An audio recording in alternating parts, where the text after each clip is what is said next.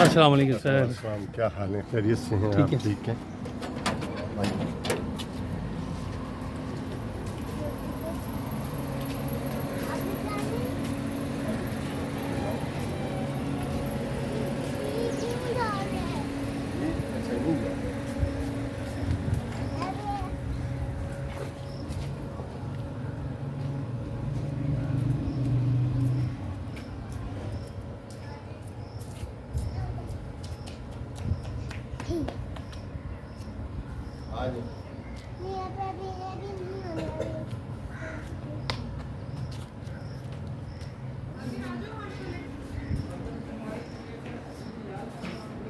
वालेकुम सलाम, क्या हाल है सब? मैं ठीक ठाक सर, आप सुनाएं कैसे? अल्लाह का शुक्र। आए ज़रा बागीचे की सैर करते हैं।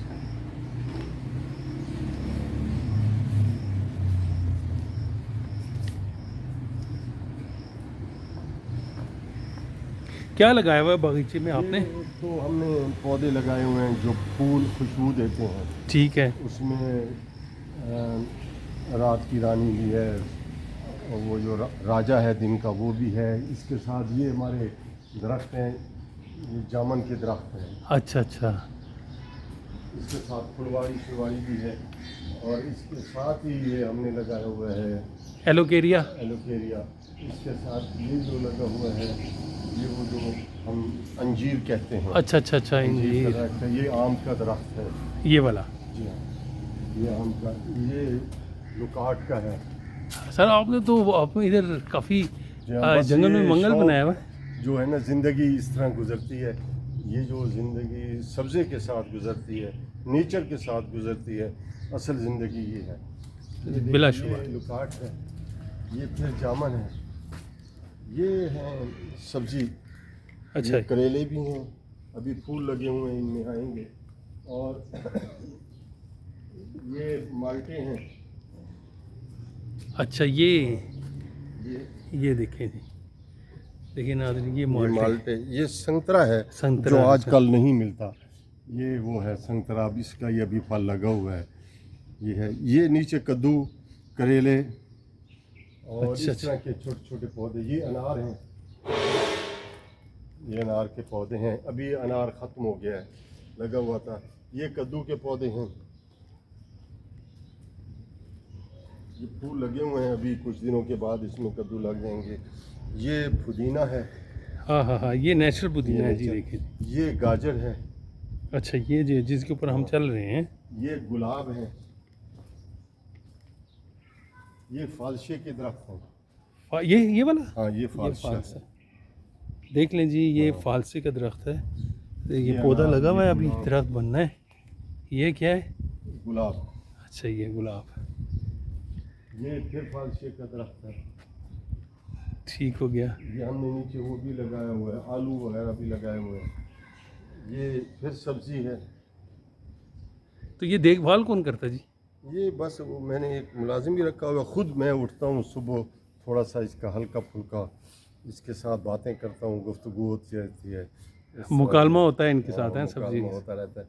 ये वो है जो दरख्त हम सब्ज़ी खाते भी हैं।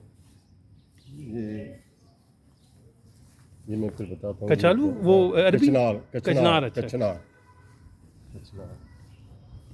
ये वो है अनार का दरख्त। ये भी हमने तोड़े हैं, क्योंकि यहाँ ज़्यादा देर नहीं रहते, इसलिए ये अभी हमने तोड़े हुए हैं।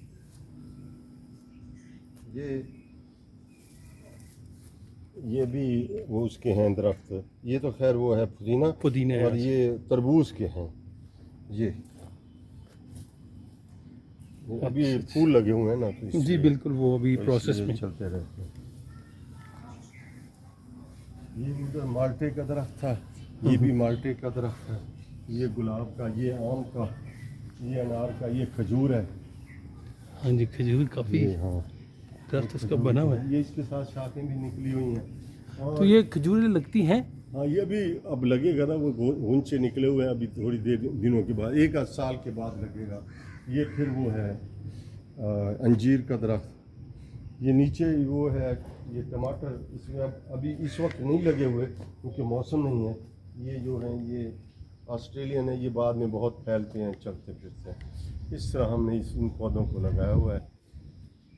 ان کے ساتھ باتیں کرتے ہیں، گپ شپ کرتے ہیں. یہ ہمارے لیے بڑے اعزاز. آپ نے ان کو مشاعرہ تو نہیں اہتمام کرتے صبح صبح کہ سب کو بلا لیں کہ جی آئیں جی؟ یہ ہمارے ساتھ، میرے ساتھ رہتے ہیں، میرے گھر والوں کے ساتھ، میرے بچوں کے ساتھ.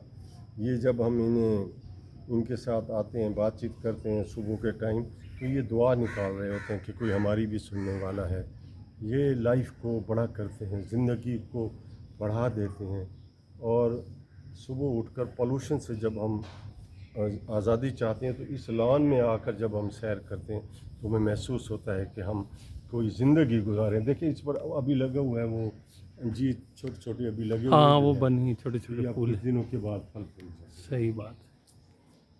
زبردست جی. یہ تو آپ کا یہ کتنا رقبہ ہے جی آپ کا؟ یہ رقبہ 3 کنال ہے. یعنی یہ لان جو ہے یہ کتنے؟ یہ 1 کنال. اچھا 1 کنال. ادھر ہے، 1 کنال باہر سائڈوں پر چھوڑا ہوا ہے. اچھا اور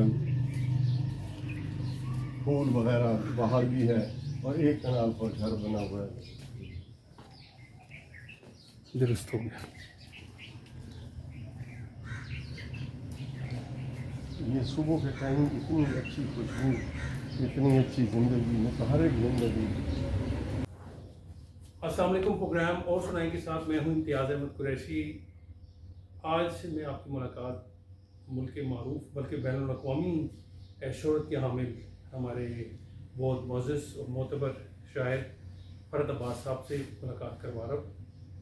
ڈاکٹر صاحب نے بہت کچھ لکھا ہے، کتابیں بھی لکھی ہیں، اور ان کا ایک حوالہ جو ہے شاعری تو ہے ہی ہے، لیکن یہ MBBS ڈاکٹر بھی رہے ہیں، اور طب کے شعبے میں بھی انہوں نے بڑا اچھا اپنا مقام بھی بنایا اور خدمات بھی انجام دی. وہ خدمات کے جو دوسرے لوگ بھی جو ہے اس کا اعتراف کرتے ہیں.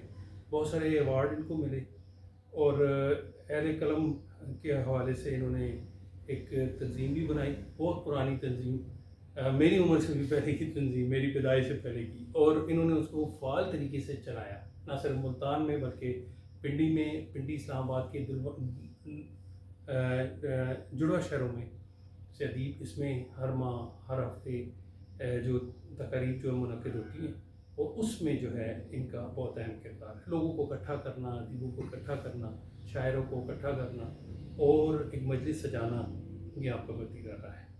تو ہم سے گفتگو کا آغاز کرتے ہیں. السلام علیکم سر. وعلیکم السلام. آپ کیسے ہیں؟ میں ٹھیک ٹھاک. آپ سنائیں سر کیسے ہیں؟ اللہ کا شکر ہے. آپ سے بہت خوشی ہوئی آپ تشریف لائے. سر بہت شکریہ سر، آپ کے ٹائم کا بہت شکریہ. آپ نے اپنی مصروفیات میں سے ٹائم نکال کے ہمارے لیے جو ہے کچھ ٹائم وقت کیا.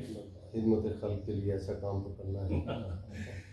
آپ نے بھی لان کی سیر کی ہوگی، اور ابتدا میں ان کے نواسے سے بھی ملاقات کی ہوگی. کیا نام ہے سر اس کو؟ ان کا نام محمد باقر. محمد باقر جو ہے، محمد باقر رضا. باقر رضا صاحب نے ہمارا جو ہے استقبال کیا، اور اب گفتگو کا آغاز کرتے ہیں. ڈاکٹر صاحب کی ہمجد شخصیت ہے، مختلف پہلو ہیں، لیکن میں ڈاکٹر صاحب سے پہلا سوال یہ کروں گا کہ آپ کے نزدیک شاعری کیا ہے، ادب کیا ہے؟ ادب ہمیں بنیادی طور پر آداب سکھاتا ہے. زندگی میں رہتے ہوئے، زندگی کو خرچ کرتے ہوئے، زندگی کو آباد رکھنے کے لیے، زندگی کے حوالے سے لوگوں کی خدمت کرنے کے لیے.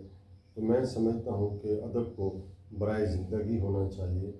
وہ کام جو ہم ادب کے حوالے سے میرا یہ ذاتی خیال ہے کہ ادب کو ادب کے طور پر بھی اپنانا چاہیے، تاکہ اس سے لطیف پیرائے، اس سے لطیف زندگی کو آسانی میسر ہو.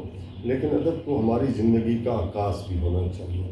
اس ادب کا کوئی فائدہ نہیں جو ہماری زندگی کے مختلف پہلوؤں کو اپنے ساتھ نہیں رکھتا، اور ہمارے مسائل کی نشاندہی نہیں کرتا، ہمارے ان مسائل کی طرف نہیں لے جاتا جو ہماری زندگی کو مزید اچھا کرنے یا اس کو فروغ دینے کا سبب بنتے ہیں. میں سمجھتا ہوں کہ ادب میں غم جانا کے ساتھ ساتھ غم دورہ کی اگر آمیزش آ جائے اور اس کا لحاظ رکھا جائے تو وہ جو ادب ہے وہ پائندہ رہے گا، زندہ رہے گا، اور وہ انسانیت کی خدمت کرتا ہوا نظر آئے گا. جو ادب انسانیت کی خدمت کرتا ہے، جو ادب زندگی کی خدمت کرتا ہے، وہ ہمیشہ زندہ رہے گا اور اس میں زوال کا خطرہ نہیں۔ اور دوسرا یہ ہے کہ وہی اصل ادب ہے، اصل ادب وہی ہے۔ باقی تو ہم بھرتی کا کہہ سکتے ہیں کہ ہم نے کاغذ کے ڈھیر اکٹھے کر دیے، کاغذ کے بہت سارے مجموعے بنا لیے۔ آپ دیکھیں کہ دنیا میں بہت ساری ایسی کتابیں ہیں جو بھری پڑی ہیں لوگوں کے الفاظوں سے، الفاظوں کا ڈھیر ادب نہیں ہوتا، لیکن اس سے کسی کو کوئی فائدہ نہیں، کوئی فائدہ نہیں۔ اور وہ ادب جس میں انسانیت کے لیے خدمت کو ارتکاز کے ساتھ رکھا گیا، جس میں انسان کے لیے مسائل حل کرنے کا کچھ نہ کچھ تراشا گیا، مسئلہ کیا گیا، یا ایسا ادب جو ان مسائل کی نشاندہی کرتا ہوا پایا گیا جن سے انسانیت کو خطرہ تھا، یا جن کے حل کرنے کے بعد انسانیت کو فروغ ملتا ہے، انسانیت کی ارتقاء ہوتی ہے، انسان ارتقائی مناظر طے کرتا ہے، جس میں پازیٹیو سٹریس ہے، نیگیٹو سٹریس نہیں ہے، تو وہ میں سمجھتا ہوں اس نے زندگی کو فروغ بھی دیا ہے۔ اور ادب کی زندگی میں ایسا ادب کسی بھی معاشرے میں چلے جائیں وہ ہمیشہ ہمیشہ زندہ رہے گا، کسی بھی زبان میں چلے جائیں، کسی بھی طور طریقے کے ساتھ اپنا لیں، وہ ہمیشہ ادب کبھی بھی زوال پذیر نہیں ہو سکتا۔ بہت خوب سر، آپ نے بڑی جامع تعریف کی ہے ادب کے حوالے سے۔ مجھے یہ بتائیں کہ آپ کا رجحان کیسے ہوا ادب سے، کیسے شوق ہوا، کیسے اس دشت کی یہ بڑا آپ نے بہت اچھا سوال کیا۔ دراصل ہماری جو فیملی ہے ایک سیلف میڈ فیملی ہے، اور آج جہاں تک میری پرورش ہوئی ہے تو میرے دادا حضور وہ ہمارے گھر میں آتے تھے، اٹھتے تھے، بیٹھتے تھے۔ ہم بنیادی طور پر ایک زراعتی خاندان سے تعلق رکھتے ہیں، زمیندارہ ہمارا تھا کام۔ میں نے ہل بھی چلائے ہیں، میرے والد صاحب نے ہل بھی چلائے ہیں، دادا حضور نے بھی کھیتی باڑی بھی کی ہے، باغ بھی لگائے ہیں۔ تو اس میں جب ہم کام کرتے تھے شروع میں، تو دادا حضور 2-4 جملے ایسے بولتے تھے جو شعر و ادب کے حوالے سے مجھے اچھے لگتے تھے، مجھے ان کا کچھ پتہ تو تھا نہیں۔ پھر یہ ہوا کہ ہم شہر میں جب آئے پڑھنے کے لیے اپنے والد صاحب اور ان کے ساتھ، تو والد محترم کی ایک روٹین تھی کہ وہ صبح نماز سے 2 گھنٹے پہلے ہمیں اٹھاتے تھے، ہلکا پھلکا پڑھاتے تھے، اور اس کے بعد 7 یا 8 کلومیٹر پوری فیملی سیر کے لیے نکلا کرتے تھے۔ تو ہم، میری امی، میرے چھوٹے بہن بھائی، جن میں دودھ پیتا بچہ بھی شامل تھا، ہم 7 کلومیٹر پیدل چلتے تھے والد صاحب کے ساتھ۔ پھر جب واپس پلٹتے تھے تو اس وقت نماز کا وقت ہوا جاتا تھا، ہم پھر نماز کے لیے ایک مسجد میں رک جاتے تھے جو ہمارے گھر سے 1 فرلانگ کے فاصلے پر تھی۔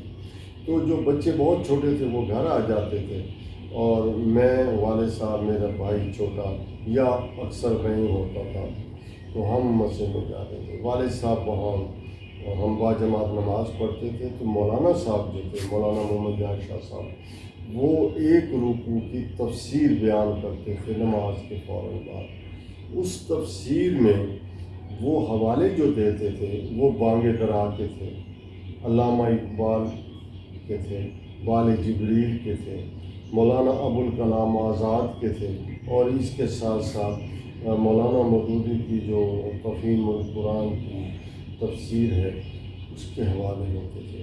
تو میرا چھوٹا سا ذہن ہوتا تھا، تو میں یہ سوچتا تھا یہ کتابیں ہیں، اچھا یہاں سے مولانا صاحب پڑھ کر ہمیں بتاتے ہیں۔ میں ابھی 2ری-3ری جماعت میں یا 4تھی جماعت میں تھا۔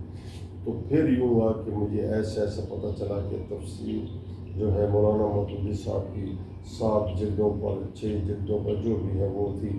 پھر مجھے یہ پتہ چلا کہ تفہیم القرآن کے ساتھ ساتھ وہ ہے جناب ابوالکلام آزاد کی بھی کتاب ہے ترجمان القرآن، ان کی بھی تفسیر ہے وہ بھی۔ پھر بانگ درا کا بھی پتہ چلتا رہا۔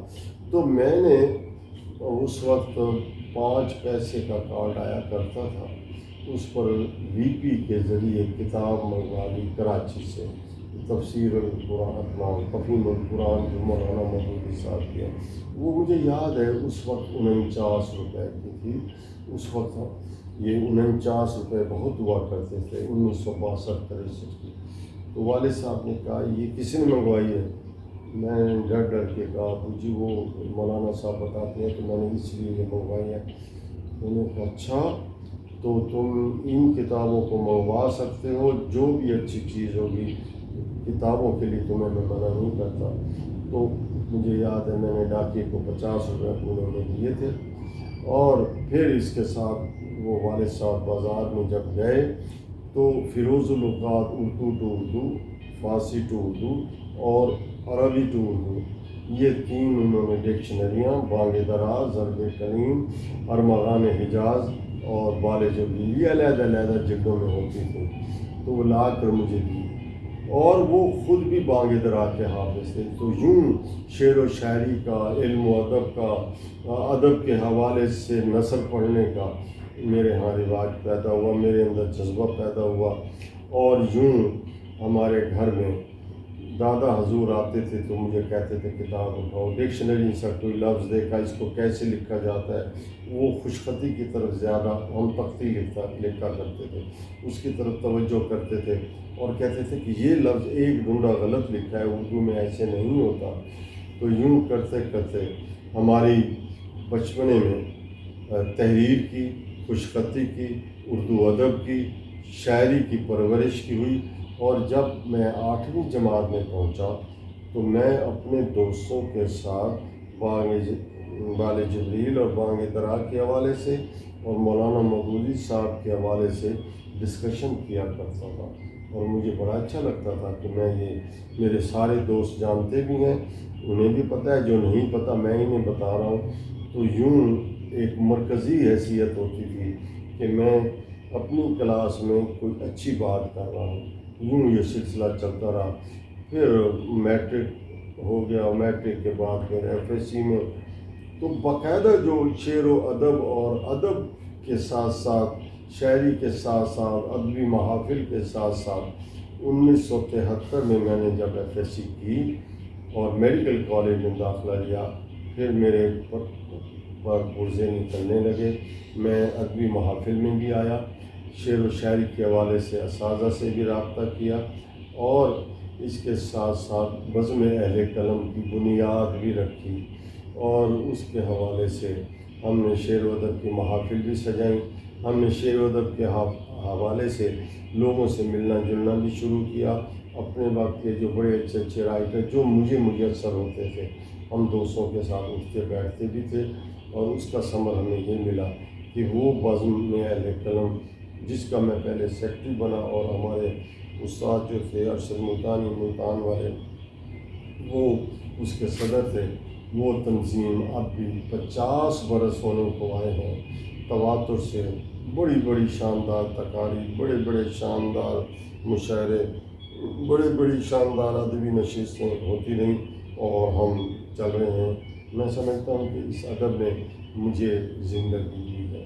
اس ادب کے حوالے سے ہم زندہ ہوئے ہیں ہم سب.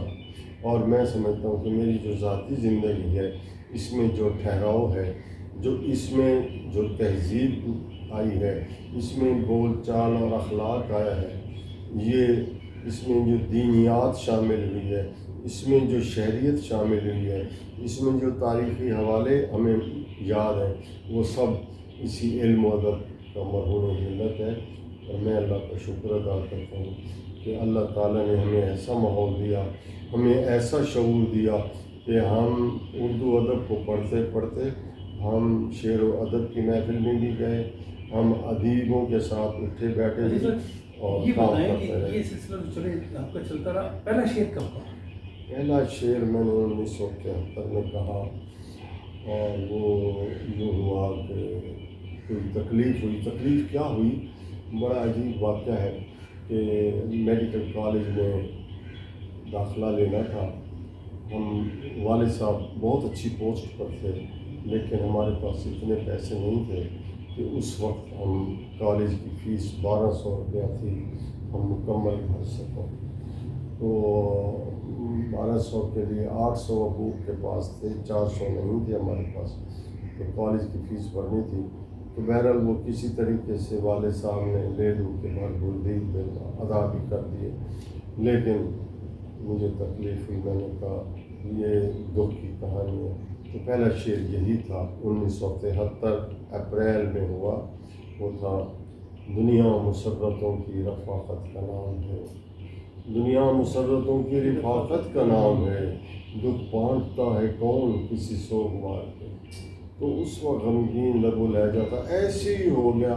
پھر میں شاعری کی طرف باقاعدہ چلا، پہلے تو توڑ پھوڑ کے کرتے تھے، اقبال، حضرت علامہ اقبال کی جو نظمیں تھیں ان میں تضمین کر کے میں اپنے چیزیں درمیان میں ڈال کر لوگوں کو سناتا تھا، دیکھو میں نے یہ کیا وہ کیا، لیکن یہ پہلا شعر مجھے آج تک نہیں بھولا، دنیا مسرتوں کی رفاقت کا نام ہے، دکھ بہنتا ہے کون کسی سوگوار کو۔ تو یوں میں نے اپنی شاعری کا آغاز کیا شاعری۔ اچھا فارغ صاحب، آپ کا جو بیک گراؤنڈ ہے، یعنی بڑے بچپنے سے آپ نے اتنی ذخیر کتابیں اور اتنا مشکل شاعر کو چنا اور پھر اس کو پڑھا بھی سمجھا بھی، اور جو آج کل کے نوجوانوں کو تو یہ اقبال تو سمجھ ہی نہیں آتا، ان کی جو زبان اتنی مشکل ہے، اتنی ذخیر ہے، لیکن پھر یہ جو ادب کا طالب علم تھا، جو تحقیق کا تھا، جس کا پڑھنے لکھنے سے شوق تھا، وہ میڈیکل میں کیسے چلا گیا؟ ہاں اچھا، امتیاز صاحب مجھے خود معلوم نہیں ہوا کہ میں ڈاکٹر کیسے بن گیا، سچی بات تو یہ ہے۔ میرے اندر شعر و ادب کا جذبہ تھا، میرے اندر ادب کی تحقیق کے حوالے سے، اچھے خوبصورت جملے کے حوالے سے، مجھے جن مولانا صاحب سے ہم تفسیر پڑھتے تھے انہوں نے میٹرک میں کہا کہ اگر تم میٹرک میں فرسٹ ڈویژن لے لو گے، فرسٹ ڈویژن، تو میں تمہیں 10 روپے دوں گا۔ 10 روپے بلاؤ ہوتی تھی۔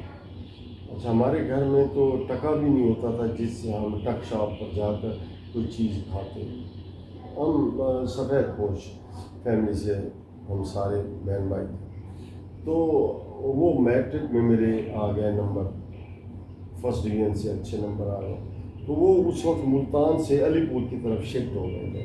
میں نے انہیں خط لکھا کہ میں نے فرسٹ ڈویژن لے لیے تو مجھے 10 روپے دیں۔ میں نے لکھ دیا، والد صاحب کو بھی کہا میں نے لکھ دیا، وہ اپنے 2 شاگردوں کے ساتھ آئے اور انہوں نے بھی 10 روپے دیے مجھے، اور 3 کلو چھوارے، مجھے آج بھی یاد ہے۔ اور جاتے جاتے انہوں نے کہا کہ اگر تو نے میڈیکل کالج میں داخلہ نہ لیا، ڈاکٹری نہ بنی، تو ایک بڑی خوبصورت سی گالی دی جس کو میں بیان نہیں کر سکتا، جس کا مجھے ادراک ہی نہیں تھا کہ اس گالی کا مطلب کیا ہوتا ہے۔ ہمارے ہاں جو والد صاحب کی تربیت تھی، ہمارے ہاں میرا کوئی دوست نہیں تھا ایسا جس کے پاس جا کر میں بیٹھوں، جو بھی دوست بنتا تھا، بہت کم دوست بنتے تھے، وہ میرے پاس آتے تھے گھر، ہمیں باہر جانے کی اجازت نہیں تھی، ہمیں نہیں پتہ تھا کہ دنیا میں کیا ہو رہا ہے، ہمیں نہیں پتہ تھا فلم میننگ کیا ہے، ہمیں نہیں پتہ تھا دوستوں کے ساتھ گھومنا پھرنا، یہ تصور بھی نہیں تھا کسی دن کلاس سے غیر حاضر ہونا، یعنی شدید بخار بھی ہے تب بھی ہم کلاس میں گئے، اور ہمیں امتیاز صاحب اس بات کا بھی ادراک نہیں تھا کہ سپلی سیکنڈ ڈویژن یا فرسٹ ڈویژن کیا ہوتی ہے۔ ہمیں تو یہ پتہ تھا کہ ایگزام کے لیے جانا ہے، سارے سوال حل کرنے ہیں اور کوئی چیز آپ نے کم نہیں کرنی، لہٰذا پوری لائف میں سپلی آئی نہیں، فرسٹ ڈویژن سے نمبر کم نہیں آئے تھے۔ اچھا، وہ جو گالی انہوں نے دی وہ میرے لیے کوئی اہمیت ہی نہیں رکھتی تھی، میں نے جناب کام شام گپ شپ کلاس فیلوز کے ساتھ اٹھنا بیٹھنا کرتے کرتے آخری مہینہ رہتا تھا، تو والد صاحب گئے میرے استاد ہاشمی صاحب کے پاس کہ بچے کا کیا حال ہے میڈیکل کا، انہوں نے کہا جی 1% امید ہے یہ پاس ہو جائے، 99% تو یہ تو اس قابل ہی نہیں ہے کہ یہ ایگزام دے، یہ تو لاپرواہ بچہ ہے۔ دوسری بات یہ ہے کہ اس کو کہیں آرٹس کا ایگزام دے دے، پاس ہو جائے۔ انہوں نے آ کے میری امی کو کہا کہ آپ کا بیٹا تو بڑے کمال کا بیٹا ہے، وہ اس کے استاد یہ کہہ رہے ہیں یہ وہ، تو اس کا داخلہ نہیں بھیجنا۔ اس وقت 74 روپے داخلہ ہوا کرتا تھا، تو 1 مہینہ رہ گیا تھا، میرا داخلہ بھی نہ بھیجا گیا، تو ڈبل فیس کے ساتھ میں نے امی کو کہا میرا داخلہ تو بھیج دیں۔ امی نے کہا تیرا تو رزلٹ ہی خراب آئے گا، یہ میں نے کہا اچھا داخلہ تو بھیج دیں۔ پھر ڈبل فیس 74 جمع 74 مجھے آج بھی یاد ہے، ڈبل فیس کے ساتھ میرا داخلہ گیا، ہو گیا۔ اب جو ہی گیا تو میں نے اب طے کیا کہ میں نے اس عرصے میں نے اپنے ایک دوست کو کہا کہ یار وہ مجھے تو ایک مولانا صاحب نے یہ گالی دی تھی، تو وہ کیا اس کا مطلب ہوتا ہے؟ اس نے پھر مجھے تفصیل جب بتائی تو میں نے کہا یہ تو بہت بڑی بات ہے۔ پھر میں نے یہ کیا کہ نماز پڑھنے کے بعد میں جاتا تھا کمپنی باغ ملتان میں، ایک آم کے درخت کے نیچے بیٹھ جاتا تھا کپڑا بچھا کر۔ جب کتاب پڑھنے کا موقع ختم ہو جاتا تھا، یعنی مغرب ختم ہو جاتی تھی، مجھے نظر نہیں آتا تھا، تو کتابوں کو لپیٹتا اور ایک سائیکل کے پیچھے ساری کتابیں باندھ کے پھر چلانا، گھر آنا، نہانا، پھر دوستوں کے ساتھ یہ طے ہوتا تھا کہ ہم شام کے بعد رات کو اکٹھے بیٹھ کر پڑھیں گے۔ وہاں ہم کبھی لوڈو کھیل لیتے تھے، کبھی ایک آدھ صفحہ پڑھ لیتے تھے کہ ہم نے بڑی پڑھائی کی ہے، لیکن یہ طے ہوا تھا کہ صبح ہر بندے نے خود پڑھنا ہے۔ تو میں تو تھکا ہوا ہوتا تھا، پھر میں جاتا تھا پڑھتا تھا۔ 1 ماہ کے بعد جب ایگزام آیا تو میرے نمبر میڈیکل کالج میں کے مطابق آئے، وہ باقی دوست کسی کے 300 350 آئے، تو اس وقت 700 میں میڈیکل کالج میں داخلہ مل جاتا تھا، 650 میں، کیونکہ آبجیکٹیو نہیں تھے، سبجیکٹیو نمبر تھے، تو وہ میرا داخلہ ہو گیا۔ تو پھر ابو نے کہا تم نے داخلہ لینا، میں اپنے دوستوں کے چکر میں رات چھٹو جی میں نہیں بنتا ڈاکٹر، تو ابو کو پتہ چل گیا، وہ میری پھینٹی چھینٹی لگی کہ تم نے فارم کیوں نہیں جمع کروایا، داخل ہو گیا میڈیکل کالج۔ جو ہی میڈیکل کالج پہنچا تو میں نے پھر انہیں مولانا صاحب کو خط لکھا کہ میں میڈیکل کالج پہنچ گیا ہوں تو آپ مجھے مٹائی دیں۔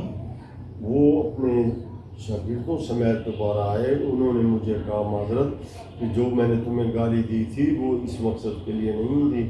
میں نے کہا مجھے تو گالی کا پتہ ہی مہینے کے بعد اب پتہ چلا، مجھے تو پتہ نہیں تھا۔ انہوں نے کہا میں نے اس لیے دی تھی کہ تم میڈیکل کالج پہنچ گے تو تمہارے سارے بھائی ڈاکٹر بن جائیں گے۔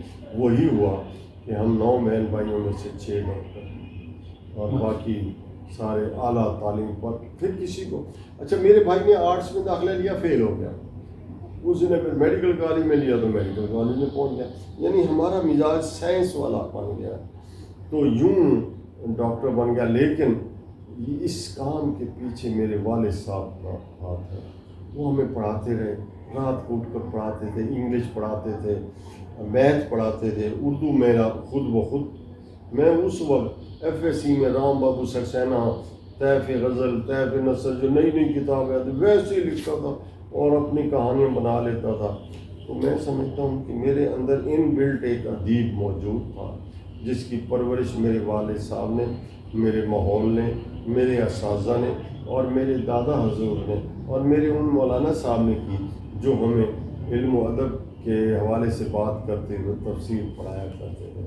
تو یہ ادیب بننے کے ساتھ ساتھ ڈاکٹر ہونے کے بعد یہ میری داستان جب چلی، تو جب میں ڈاکٹر بنا تو میرے بارے میں یہ مشہور تھا کہ یہ مریضوں کے ساتھ انصاف نہیں کرے گا، یہ غیر ذمہ دار ڈاکٹر ہوگا۔ لیکن میں سمجھتا ہوں کہ میں نے شعوری طور پر اپنے پیشے کے ساتھ انصاف کیا ہے، کوشش کی ہے کہ کہیں بددیانتی نہ ہو۔ میں نے اپنے ادب کے ساتھ، کیونکہ وہ میرے ذوق کی تسکین ہے، وہ میری زندگی کی وہاں تو کمپرومائز کر لیا، اور پھر اس کے ساتھ میں نے اپنے پروفیشن کے ساتھ زیادتی کرنے کی دانستہ کوشش نہیں کی، اگر کہیں ہو گئی ہو اللہ معاف کرے، دانستہ نہیں کی۔ پھر جب میں اس شعر و ادب کے ساتھ ڈاکٹری بھی کر رہا تھا تو ایک وقت ایسا آیا کہ مجھے ایک دوست نے، شاید وہ شفیق آصف تھے یا کوئی اور دوست تھے، جو ان کا ڈاکٹر فرد تم علم و ادب میں تو آگے آ رہے ہو، بچوں کی تربیت کی طرف توجہ دو، کل کو بچے جب کہیں ہوں گے وہ یہ نہیں کہیں گے کہ وہ یہ کہیں گے ہمارا ابو بہت اچھے شاعر تھے، ادیب تھے، لیکن انہوں نے ہمیں پڑھایا تو نہیں۔ تو پھر میں نے 22 سال خود پر پابندی لگائی 22 بچوں کی تربیت بچوں کی تربیت، ان کی ایجوکیشن کے. اچھا ڈاکٹر صاحب ایک بات بتائیں کہ یہ جو آپ نے کہا نا کہ میرے اندر جو ہے ایک ادیب جو ہے یا ادیب مزاج جو ہے وہ ایک ایسی روح جو ہے وہ سانس لے رہی ہے. مجھے یہ بتائیں کہ ادب کی مختلف اصناف سخن میں آپ نے توازمائی کی، شاعری کے علاوہ اور کیا آپ کو زیادہ قریب ہے وہ صرف جس میں آپ نے توازمائی کی ہو، کام لکھا ہو؟ ہاں میں آپ کو بتاؤں کہ میں دراصل جب آپ رائٹر بنتے ہیں تو آپ مطالعہ کرتے ہیں. ہمارے اندر ان بلڈ ایک چیز تیار کی گئی کہ کتاب کو پڑھنا ہے. سب سے بڑی کتاب تو قرآن پاک صلی اللہ ہے، اللہ تعالیٰ کی عطا کتاب. میں نے اس کے ساتھ تقابلی مذاہب کے جائزے کے طور پر انجیل وغیرہ بھی پڑھی. مجھے اچھا لگا کیونکہ میرے اندر کا ایمان بڑا مضبوط ہے، رہے گا انشاءاللہ. تو میں ان کا پڑھوں تو صحیح، اس میں مجھے صاف پتہ چلا کہ قرآن ہے. اچھا دوسری بات یہ ہے کہ باقی کتابیں پڑھیں جو بچپن میں بانگ درا، ضرب کلیم اور تفہیم القرآن اور ترجمان القرآن، اور اس کے ساتھ اور بھی طلوع رسالہ تھا پرویز صاحب کا، علامہ غلام پرویز، وہ میرے گھر میں باقاعدگی سے آتا تھا. اچھا جب یہ چیزیں پڑھیں تو میرے اندر کلاسیفیکیشن ہو گئی نثر کو پڑھنے کی، شاعری کو پڑھنے کی. اب شعر تو میں کہتا تھا اپنے ذوق کی تسکین کے لیے. پھر اخبار میں جب کالج میں گیا تو میڈیکل کالج میں، تو امروز اخبار میں نے کالم لکھنا شروع کیا، صحرائی ادب. وہ 5-6 رائٹر تھے پورے پاکستان میں. ملتان سے ڈاکٹر اے بی اشرف، بہاولپور سے ڈاکٹر فرت عباس، اس وقت میں فرت عباس تھا، ڈاکٹر نہیں بنا تھا. پشاور سے سعادت سعید، کوئٹہ سے عطا شاہ، کراچی سے منظر امکانی، راول پنڈی سے جناب منصور کیسر، اور لاہور سے اظہر جاوید. ہم 6 بندے ایک صفحے پر چھپتے تھے ہر جمعہ کو پورے پاکستان میں. وہ ادب کا یہی نمائندہ اخبار تھا، باقی تو کوئی چھاپتا نہیں تھا. بعد میں نمائب اخبار. تو اس طرح لکھتے ہوئے میرے ہاتھ میں نثر نگاری شروع ہو گئی. میں افسانے کی طرف مائل نہیں ہو سکا، میں انشائی کی طرف مائل نہیں ہو سکا، میں اور کسی کام کی طرف، نظم زیادہ تر غزل، پھر نظم کی طرف گیا. اور پھر میں نے تاثراتی تنقید شروع کی. یعنی یہ کسی کی کتاب پڑھی تو میں نے محسوس کی. لیکن میرے اندر ایک اور جذبہ ہے، میں تنقید نہیں کرتا. میں تنقید میں بھی مثبت رویوں کا قائل ہوں. جو چیز اچھی نہیں میں ایک طرف رکھ کے اچھی کہتا ہوں، یہ بات یار یہ اچھی ہے، یہ اچھی ہے. وہ ہے نا وہ اچھے ہیں تو اچھے ہیں، برے ہیں وہ تو اچھے ہیں. تعلق میں کبھی ہے وہ ہنر دیکھے نہیں جاتے. تو میں کتاب کے ساتھ بھی جب تعلق ہوتا ہے میں اس کے عیوب سے دور ہو جاتا ہوں. میں کتاب کو کتاب کی شکل میں دیکھتا ہوں. اس لیے میری تمام گفتگو، تمام باتیں تاثراتی تنقید میں آتی ہیں. تو شاعری کے ساتھ ساتھ باقی اصناف ادب میں نے صرف تاثراتی تنقید یا تنقید کا میدان چنا. اور میرا ابھی تک بھی میرے پاس 8-10 کتابوں کا مواد موجود ہے جو میں لکھ چکا ہوں. میں اس کتاب کو پڑھتا ہوں جو مجھے پیش کی جاتی ہے یا پسند، پھر اس پر اپنی رائے دیتا ہوں. تو وہ رائے میری کتابوں کے حوالے سے میں رکھتا ہوں. میں سمجھتا ہوں کہ جس دوست نے مجھے کتاب دی ہے اس کا مجھ پر حق ہے کہ میں اس کے بارے میں رائے دوں. تو 300 یا 400 کتابوں پر میں نے اپنی رائے جو محفوظ رکھی. ویسے تو بہت ساری ہیں رکھی ہوئی ہیں، وہ میں اس پر بولتا بھی ہوں، لکھتا بھی ہوں، کام بھی کرتا ہوں. ان کو چھاپیں 8-10 کتابیں نثر کی میری آ چکی ہیں، باقی ابھی آنے والی ہیں. ٹھیک ہے، اس پہ بات کرتے ہیں. تھوڑا سا بڑی دلچسپ گفتگو ہو رہی ہے. بڑی شخصیت کے ساتھ جب آپ بیٹھتے ہیں تو ان کے پاس ایک پٹارا ہوتا ہے ان کے تجربات کا، تلخ حقیقتیں، ان کی مشقت کا، ریاضت کا. اور یہ ڈاکٹر فرت عباس صاحب اس طرف جو ہمیں نمایاں نظر آتے ہیں، یہ ایسے نہیں ہیں کہ راتوں رات بن گئے اور اتنی شہرت حاصل کر لی، اتنا نام بنا لیا. اس کے لیے ان کی بہت زیادہ ریاضتیں، قربانیاں ہیں.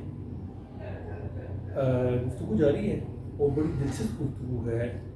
دیکھتے ہیں مزید کہ ان کے مزید پہلوؤں پہ، زندگی کے مختلف پہلوؤں کو اس پہ روشنی ڈالتے ہیں، ان سے سوالات کرتے ہیں.